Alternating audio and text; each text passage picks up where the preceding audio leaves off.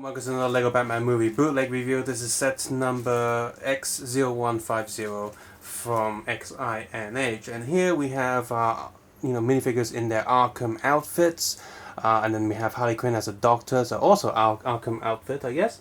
And we have just to round up the set, we have two extra figures, Mr. Freeze there, and Calendar Man. So accessory wise, we have a vine for Poison Ivy, handcuffs for the Riddler, and it's hard plastic, very soft plastic whip for Catwoman, generic gun for Two-Face, two-barrel thing, handcuffs for the Joker, little Mr. J sort of medical report sign for Harley Quinn, and a stud shooter for Mr. Freeze. How well does this stud shooter work? It does pretty well. And of course all these figures come with a spare minifigure hand as well as a 4x4 plate with a 1x4 stud going through the middle. The Arkham uniform here, the plastic isn't that accurate. The orange is a little bit too... it's too saturated. It's much too red compared to the official stuff. The print job is decent, but the black lining is a little bit too thick on most of these figures, and that's okay on the front, but if you see later on the back where it says Arkham, the words are blurred out quite a bit because of how thick the black paint is. Same goes with the faces. The lining is a little bit off because of the thicker lining, and especially the Joker's teeth, the yellow teeth, sharp teeth is not that noticeable because the black lines are too thick. As for coloring, the hair pieces here all so Catwoman's one's pretty good. Poison Ivy and Two-Face is also very, very good. Just look, just turn the head around so you can see the side a little bit. That's very accurate, and so is her printing there, as well as the leaves printed on the back. That's all really, really good. Joker's hair mold is accurate, but it's too limey in color. It's not dark enough, so that looks wrong. As for the Riddler, his hat is ridiculously big compared to the official one. Why? Because it's actually two molded pieces put together.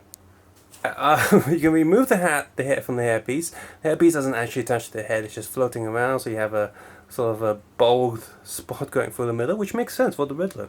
It does mean that you can rotate the hat without moving the hairpiece, so you can have him, the hat go on sideways or whichever way you want. So that's cool. It's not accurate, but it's a fun thing. It's different from the official, and you can do different, more sorts of poses and stuff with something like that. So that's pretty cool. Let me just get the hat back on. There we go. So most of these figures are missing the secondary face print aside from the Joker and Catwoman, and I'm thinking they only got those secondary faces because you can easily get Joker and Catwoman from other sets. And that sucks. The back printing is the correct pattern. They didn't just print all of them with the guy back pattern, so you do have the girl waist going on, so at least they have that. But yeah, the lining's so thick it's really hard to read the Arkham sign. Next three figures here, and Calendar Man is printed okay, but wrong headpiece. So it's just like showing your one. It needs to be a smoother piece, but there's a big bump there, so it just looks wrong. His cape is your standard sort of furry on one side and shiny on the other. Just to take a quick look there. It is printed accurately, but the shape on the top there is cut a little bit differently. There's no cut down the middle, so it's different from the official Lego, and it's far too soft to stand up properly most of the time, so yeah, it is way more durable than the Pogo stuff.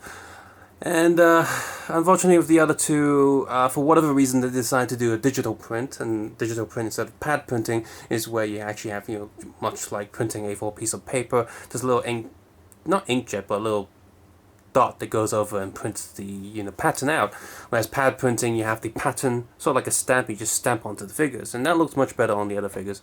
But these two, for some reason, they did digital print, and you can only see the Harley Quinn one, the detail is all muffled. Crappy or older digital print has a feel to it where it's bumpy and textures, there's a lot of a sandy feel going on, and that's just no good. Freeze, while the pattern on his armor is the correct pattern, it is printed far too small and it's lacking the silver coloring compared to the original, so it just looks cheap and, well, wrong. The gear, and yes, the digital print underneath the armor, the face print there, Mr. Freeze, is really, really bad. It's downright terrible. The whole thing's blurry and just looks wrong. still sucks on the back. The coloring is wrong, and Calendar Man is okay, I guess, but these two are just bad. They did bother printing Harley Quinn's boots all the way around, but it's a bit too little to fix a figure. I will say this is a decent enough set with an interesting Riddler hat. The clutch overall is okay, and if you don't mind slight color inconsistencies, it's a decent bootleg set, minus the two digitally printed figures, which look like absolute garbage. However, if you were going to pick up the Pogo ones, you might as well get them instead. Once you get them, there's not really too much point in getting this. The clutch is slightly better on the XINH, but if you're lucky, the Pogo clutches can be pretty good as well, and the figures will move and hold together pretty well. If you just want the Arkham stuff, the Pogo sets do have them split into two different sets, along with other figures, but the Pogo ones have dual-sided print for all of them, and the print job is also much thinner in the lining, so you can actually see the details a bit better. Here's the thing, it's a little bit too thin on Pogo compared to the official Lego stuff, but here it's a little bit too thick, and I'd rather have the one that's a little bit too thin because I can still see what's going on. Whereas here, if the lining's too thick, everything's just become a black blur, and that's really bad. So I recommend the Pogo stuff over the XINH sets you see here, unless you only want these figures and nothing else, because the Pogo ones are split into two sets. You're going to be getting other figures along with it, but if you only want the Arkham stuff and none of the other figures, such as Dick Grayson or Pizza Scarecrow, Clown Suit Bat, Disco Bat, Barbara Gordon, and Aaron Cash, who's the Arkham security guard, and Penguin and all that, then get this one. But I doubt people don't want those other figures. They're gonna want it for bootleg prices anyway. So yeah, this set is pretty redundant. Unless you want to get both, then go ahead. Subscribe, suggest, and comment below, and of course take care and have a nice day. I will see you guys again, same bat time, same bat channel, maybe.